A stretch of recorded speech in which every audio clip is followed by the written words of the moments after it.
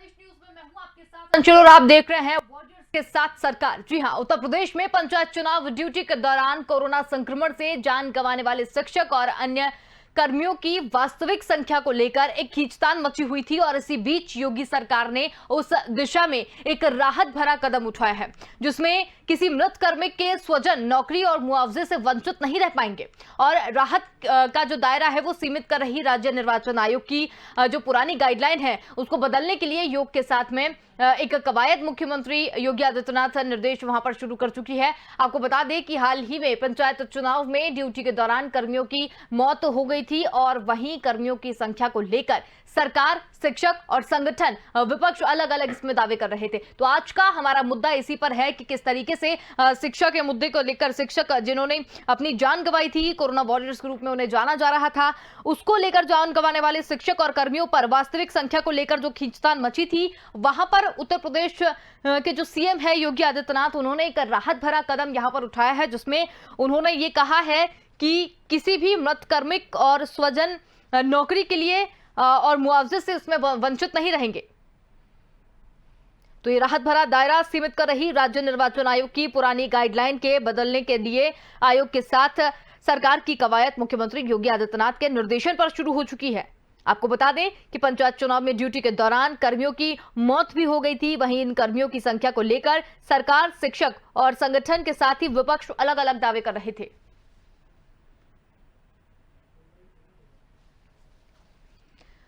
तो आज का मुद्दा उत्तर प्रदेश से हम लेकर बैठे हैं, जहां पर उत्तर प्रदेश में पंचायत चुनाव ड्यूटी के दौरान कोरोना संक्रमण से जान गंवाने वाले शिक्षक और अन्य कर्मियों की वास्तविक संख्या को लेकर लगातार खींचतान मची हुई थी। विपक्ष अलग अलग दावे वहां पर कर रहा था, शिक्षक का जो संगठन है वो अलग अलग दावे यहां पर कर रहे थे और उसको लेकर एक राहत भरा कदम उत्तर प्रदेश सरकार का यह माना जा सकता है, जिसमें उन्होंने कहा है कि किसी भी मृत कार्मिक के स्वजन नौकरी और मुआवजे से वंचित नहीं रह पाएंगे।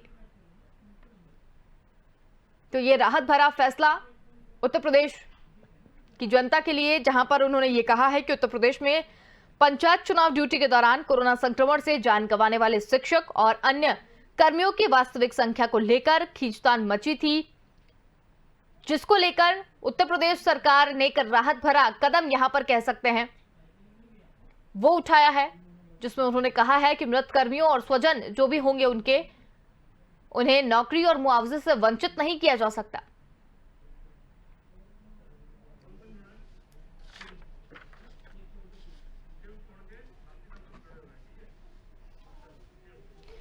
और इसी पर चर्चा के साथ हमारे साथ कई मेहमान इसमें जुड़े हुए हैं और जिसमें केसी जैन भाजपा प्रवक्ता उत्तर प्रदेश हमारे साथ यहां पर जुड़े हैं, कपीश श्रीवास्तव प्रवक्ता सपा हमारे साथ यहां पर जुड़े हुए हैं, आशीष सिंह महामंत्री उत्तर प्रदेश माध्यमिक शिक्षा संघ वो यहां पर जुड़े हुए हैं। आपका बहुत बहुत स्वागत है स्वदेश न्यूज में हमारी चर्चा में शामिल होने के लिए। तो केसी जैन जी जो प्रवक्ता है, रुख उनकी तरफ करूंगी। केसी जैन जी, जिस तरीके से राहत भरा कदम यहाँ पर माना जा रहा है, शिक्षक संगठन और विपक्ष अलग अलग यहाँ पर दावे कर रहे थे, उसको कहीं ना कहीं एक राहत भरा कदम कह सकते हैं जो यहाँ पर सीएम योगी आदित्यनाथ ने एक कदम उठाया है कि अब स्वजन और जो कार्मिक हैं वो नौकरी और मुआवजे से वंचित नहीं रहेंगे।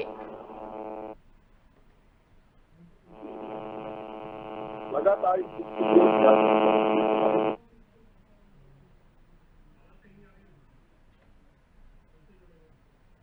चलिए, कुछ तकनीकी खामियों के कारण संपर्क हमारा उनसे नहीं हो पा रहा है। हम रुक करते हैं कपीश श्रीवास्तव जी की तरफ। कपीश जी, जिस तरीके से राहत भरा कदम यहाँ पर उत्तर प्रदेश सरकार ने उठाया है, क्या कहेंगे आप इस पर? देखिए, उत्तर प्रदेश सरकार ने जो राहत भरा कदम उठाया, अभी इसमें संशय स्पष्ट दिखाई दे रहा है जी। मैं इसलिए कह रहा हूँ कि ये कह देना कि कोई मुआवजे से और नौकरी से वंचित नहीं होगा, तो पहली चीज वो जान लें कि जो भी सरकारी कर्मचारी है, चाहे वो शिक्षक है या कोई कर्मचारी है या माध्यमिक शिक्षा संघ का कोई व्यक्ति है, तो उसे नौकरी तो मृतक आश्रित में अपने आप कानून है, वो तो मिलना ही मिलना। तो योगी जी इसमें कोई बड़ी बात नहीं कह रहे जी। बात रह गई दो चीजों की। एक ये कि क्या इन्होंने वो आंकड़े माने कि नहीं माने जो उत्तर प्रदेश प्राथमिक शिक्षक संघ ने दिए, जो माध्यमिक शिक्षक संघ ने दिए और जो कर्मचारी संघ ने दिए। अगर उन आंकड़ों को ये मान रहे हैं तब तो हम मान सकते हैं कि चलिए ठीक है, इन्होंने मान लिया है और अब कोई ना कोई डिसीजन सही हो जाएगा। लेकिन अभी तक ये बोल नहीं जवाब है। ये सिर्फ कह देना कि कोई भी शिक्षक या कर्मचारी जो है वो मुआवजे और नौकरी से महरूम नहीं होगा, उनको प्राप्त होगा। पहले तो आप ये बता दें कि आपने कितने आंकड़े मांगे, क्योंकि अभी तक तो आप 3 ही आंकड़े मांग रहे थे। ठीक है। और फिर आपको ये भी बताना होगा कि मुआवजा आप कितना डिसाइड करने जा रहे हैं, क्योंकि मुख्यमंत्री डिसाइड तो आपको करना है, तो आपने इसकी घोषणा साथ में क्यों नहीं की? ठीक है, चलिए आशीष सिंह जी, महामंत्री जो उत्तर प्रदेश माध्यमिक शिक्षा संघ के हैं, उनकी तरफ रुख करते हैं। आशीष जी, आप क्या कहना चाहेंगे, क्योंकि शिक्षक संगठन भी अपने यहाँ पर दावे कर रहा था, इसके साथ ही यूपी जो सरकार है वो भी यहाँ पर दावे कर रही थी, और एक जो राहत भरा कदम इसे कहा जा सक रहा है, इस पर आप क्या कहेंगे? के दावे जो है वो किताबी है। वास्तव में नौकरशाही ने इतने कड़े पैमाने बना दिए हैं कि जिस टीचर को होम आइसोलेशन सजेस्ट किया गया, जिसकी डेथ सरकारी अस्पताल में नहीं हुई, वो इनकी काउंटिंग में नहीं आ रहा है जी। इनकी काउंटिंग में वही लोग आ रहे हैं जिनकी डेथ सरकारी अस्पताल में हुई। होम आइसोलेशन को ये लोग गिन ही नहीं रहे। वास्तव में जब तक मुख्यमंत्री के कानों तक कोई आवाज नहीं पहुंचती है, तब तक उत्तर प्रदेश की नौकरशाही में चेतना ही नहीं आती है। हम लोगों ने बड़ा प्रयास किया, कई भाजपा के विधायकों से भी पत्र लिखवाया, जैसे कानपुर गोविंद नगर के विधायक से मैंने पत्र लिखवाया था, उन्होंने मुख्यमंत्री को दिया। उसके बाद ही चेतना जागी है। जब तक मुख्यमंत्री जी के कान में कोई बात नहीं पहुंचती, नौकरशाही बिल्कुल कर्मचारियों को रौंद देने पर आमादा है जी।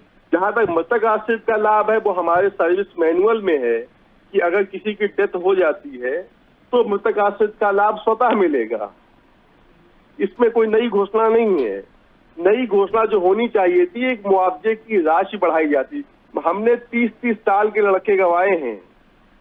34 साल के कुंवर योगेंद्र सिंह ग्रामीण उच्चतर माध्यमिक विद्यालय गौरी कोठावा में चुनाव ड्यूटी के बाद उसकी डेथ हुई।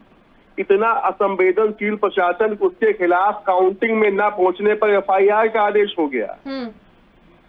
उनको ये भी सूचना नहीं मिली कि हमारा कर्मचारी मर चुका है, उस मृतक के ऊपर FIR कराने के लिए पत्र जारी हुआ जी।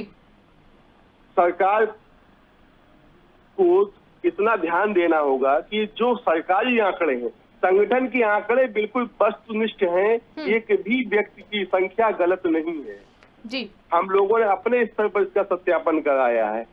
समस्या यहाँ पर है हमारे बीच में कि वो उन्हीं चीजों को मानते हैं जो सरकारी अस्पताल में है। ठीक है, तो आपका क्या कहना है कि जिस तरीके से आंकड़े यहाँ पर आप सामने रखे हैं, वो सरकार मानने को तैयार नहीं है? नहीं, सरकार आज जो है माध्यमिक शिक्षा निदेशालय से एक पत्र जारी हुआ था, माध्यमिक शिक्षकों की संख्या मांगी गई, मृतकों की जी।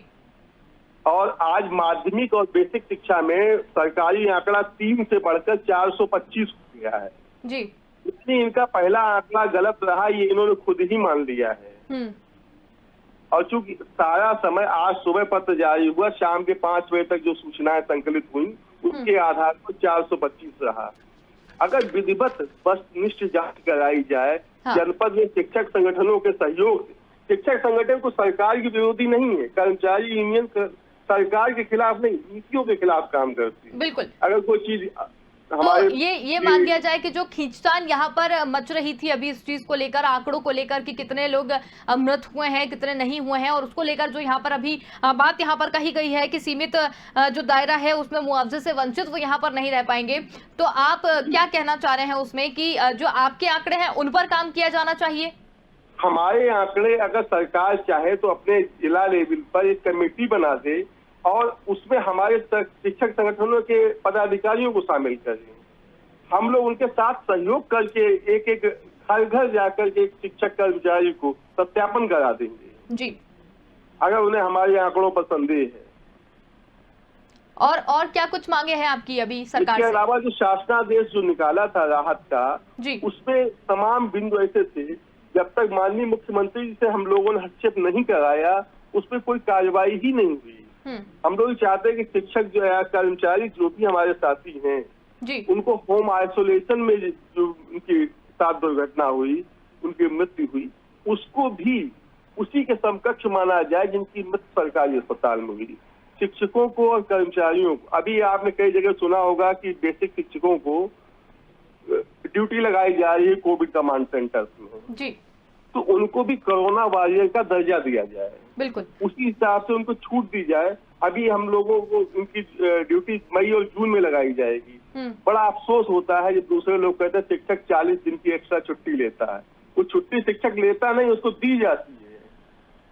दूसरे विभाग में जो 40 दिन की छुट्टी नहीं लेते हैं उनको 40 दिन का ईएल मिलता है, उपार्जित अवकाश मिलता है, तो पूरे वर्ष में कभी भी उसका उपभोग कर सकते हैं। तो अभी जब उनकी ड्यूटी लगाई जाए तो उसको उपार्जित अवकाश दिया जाए। ठीक है, लेकिन आशीष जी यहाँ ऐसा नहीं लग रहा है आपको कि फिर भी इतनी, अगर मान ली जाए कि इतनी दिक्कतें यहाँ पर आ रही हैं, चूंकि पूरा दुनिया जो कोविड है उससे निपटने की यहाँ पर कोशिश कर रही है और हर राज्य के हर मुख्यमंत्री अपनी अपनी जगह पर अपने अपने तरीके से यहाँ पर काम कर रहे हैं ताकि जनता को लाभ पहुंचाया जा सके, तो उसमें सरकार का एक ये जो बड़ा फैसला यहाँ पर आया है या जो राहत देने की बात यहाँ पर कही जा रही है, ये नहीं लगता कि कहीं ना कहीं ये आपको या आपके जो आप जैसे शिक्षक और हैं जो शिक्षक संगठन लेके बैठे हैं या जो मृत शिक्षक हैं जिन लोगों को यहाँ पर नौकरी और देने की यहाँ पर बात की जा रही है, तो उनके लिए कहीं ना कहीं एक राहत है, ये कदम सरकार का ये ठीक नहीं लगा आपको? देखिए, सरकार का जो कदम है कर्मचारियों को नौकरी देने का, ये कर्मचारियों के सर्विस मैनुअल में मृतक आश्रित के लाभ का प्रावधान बहुत पहले से है, ये कोई नई घोषणा नहीं है। अच्छा, जो नई घोषणा ये हो सकती थी कि जो मुआवजा का जो अनाउंसमेंट किया है ये थोड़ा सा बढ़ा करके और इसके जो मानक हैं इनका सरलीकरण करके, ये माननीय मुख्यमंत्री जी ने हमारे लोगों के मांग पत्र पर ध्यान देते हुए इसका सही निदान किया कि उन्होंने लगभग दायरा बढ़ाने की बात की। ये एक अच्छी बात है, माननीय मुख्यमंत्री ने इसमें संवेदनशीलता दिखाई। लेकिन बड़ा दुख हुआ जब बेसिक शिक्षा राज्य मंत्री जो हमारे व्यक्तिगत मित्र भी हैं जी, बड़ा एक असंवेदनशील बयान आया कि अपने जिलाधिकारियों के भरोसे पे केवल 3 ही मृत्यु हुई है, संगठन ओछी राजनीति कर, ये इसमें बड़ा कष्ट हुआ। बिल्कुल, वो खुद शिक्षक रहे हैं और हमारे लोगों के व्यक्तिगत मित्र हैं। ठीक है, उनके जैसे संवेदनशील व्यक्ति से ऐसी आशा नहीं रही थी। ठीक है, सवाल कपीश जी आपसे, जिस तरीके से यहाँ पर अभी बात हमने की आशीष सिंह जी से जो कि महामंत्री उत्तर प्रदेश शिक्षा संघ के हैं, उन्होंने अपनी कई यहाँ पर समस्याएं बताई और सरकार से इस तरीके की मांग भी यहाँ पर की जा रही है। सवाल मेरा आपसे भी यही है कि क्या आपको नहीं लगता है कि इतनी तमाम दिक्कतों के बावजूद भी यहाँ पर एक राहत भरा कदम जो है वो यहाँ पर सरकार ने उठाया, तो कहीं ना कहीं जो शिक्षक संघ के लोग हैं या जो मृत शिक्षक हैं उनके परिवार वालों को या जो उनके साथी हैं उनको यहाँ पर नौकरी और मुआवजा दिया जाएगा, तो ये कहीं ना कहीं एक राहत भरा कदम नहीं है?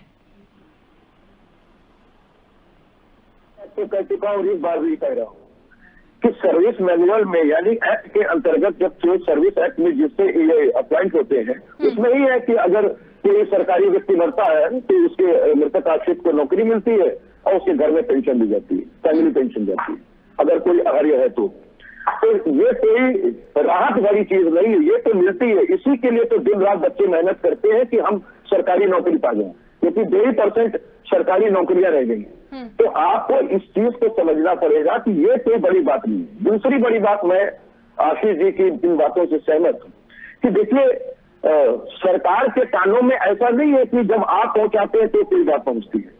सरकार के कान में 3 लाइन रोज का रोज मीटिंग लेकर के बात पहुंचाती है। इस बात से मैं असहमत हूं कि सतीश द्विवेदी जी योगी जी की छवि नहीं रखते, योगी वही छवि रखते हैं।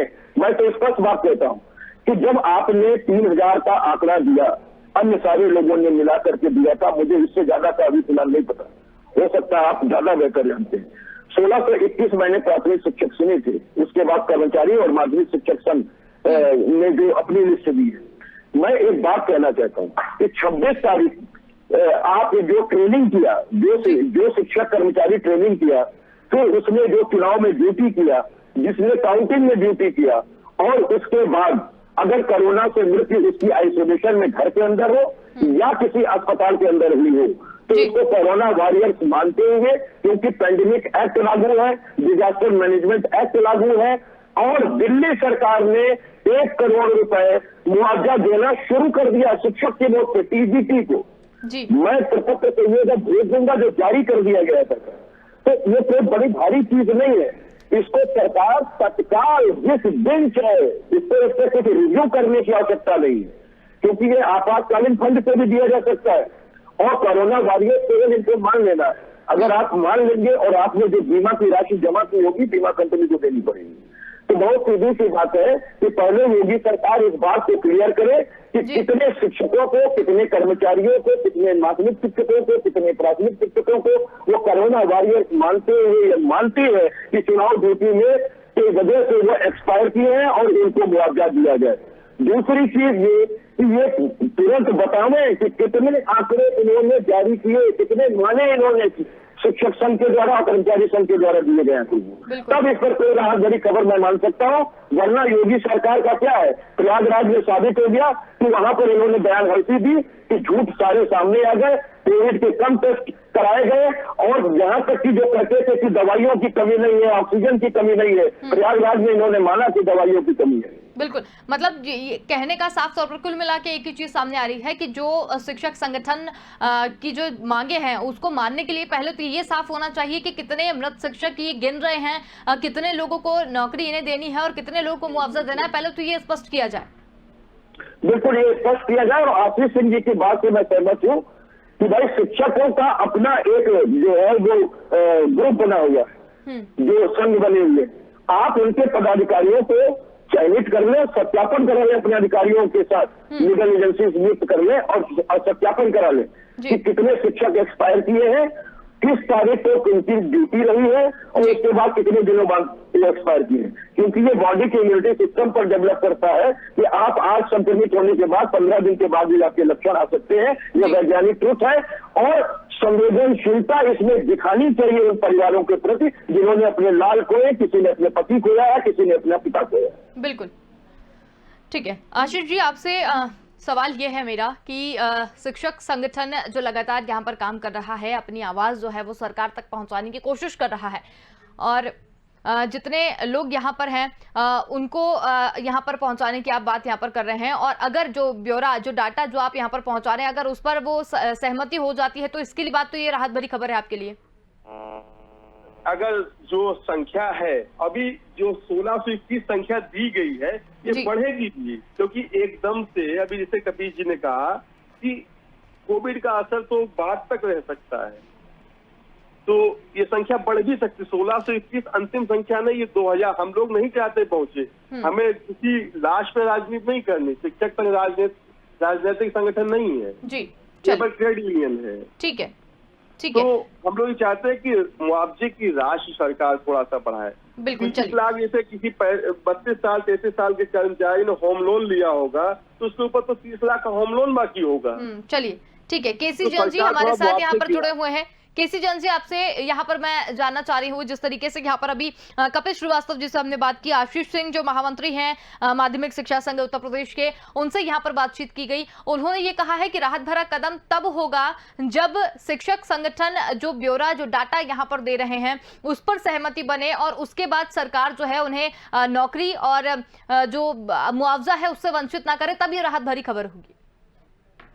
पहली बात तो यह है कि माननीय मुख्यमंत्री योगी आदित्यनाथ जी ने एक बड़ा कदम उठाया है, क्योंकि लंबे समय से चली आ रही चुनाव आयोग की गाइडलाइन को सीधे सीधे परिवर्तित करने की मांग माननीय मुख्यमंत्री जी ने स्वयं की है और उत्तर प्रदेश चुनाव आयोग और उत्तर प्रदेश के जो पंचायती राज विभाग है और साथ ही साथ मुख्य सचिव जी के साथ मीटिंग होने के बाद में ये मुख्यमंत्री जी ने तय किया है कि चुनाव आयोग से इसमें संशोधन की मांग करते हुए कि जो लोग ड्यूटी के दौरान जो हमारे कर्मचारी मृत हुए हैं उनके अतिरिक्त जो संक्रमित होने की वजह से जो हमारे साथी, हमारे कर्मचारी कहीं ना कहीं काल के गाल में समा गए हैं, उनको सबको कंपनसेशन दिया जा सके।